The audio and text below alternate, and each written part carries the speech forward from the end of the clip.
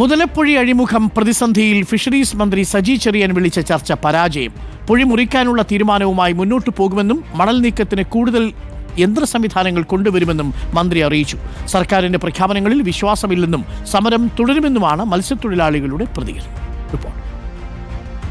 മുതലപ്പുഴയിൽ പൊഴി മുറിച്ചില്ലെങ്കിൽ 5 പഞ്ചായത്തുകളിൽ വെള്ളം കയറും. പോലീസിന്റെ സഹായത്തോടെ നാളെ രാവിലെ മുതൽ പൊഴി മുറിച്ചു തുടങ്ങുമെന്ന് മന്ത്രി സജി ചെറിയാൻ അറിയിച്ചു. മേൽനോട്ടത്തിന് ജില്ലാ കളക്ടറെ ചുമതലപ്പെടുത്തി. 1 മാസത്തിനകം മണൽ നീക്കം പൂർത്തിയാക്കാൻ കഴിയുമെന്ന് പ്രതീക്ഷിക്കുന്നതായി മന്ത്രി സജി ചെറിയാൻ. ഈ 177 കോടി രൂപയുടെ പദ്ധതി പൂർണ്ണമാകുമ്പോൾ മുതലപ്പുഴയിലെ ശാശ്വതമായ പ്രശ്നത്തിന് പരിഹാരം കാണും. നാളെ മുതൽ ഇതിൻ്റെ ഒരു മാസ്റ്റർ പ്ലാൻ തന്നെ തയ്യാറാക്കും. ആക്ഷൻ പ്ലാൻ, ഒരു മാസ്റ്റർ പ്ലാൻ തയ്യാറാക്കും. സമയബന്ധിതമായി രണ്ടാമത്തെ ഡ്രഡ്ജർ വന്നു കഴിഞ്ഞാൽ യുദ്ധകാലാടിസ്ഥാനത്തിൽ മണൽ മാറ്റുന്നതിന് വേണ്ടിയുള്ള ഒരു പ്ലാൻ തയ്യാറാക്കിയ പ്ലാൻ അടിസ്ഥാനം നടപ്പാക്കും. കൊല്ലം ഹാർബറുകളിലേക്ക് പോകാൻ താല്പര്യമുണ്ടെങ്കിൽ മത്സ്യത്തൊഴിലാളികൾക്ക് ക്രമീകരണമൊരുക്കും.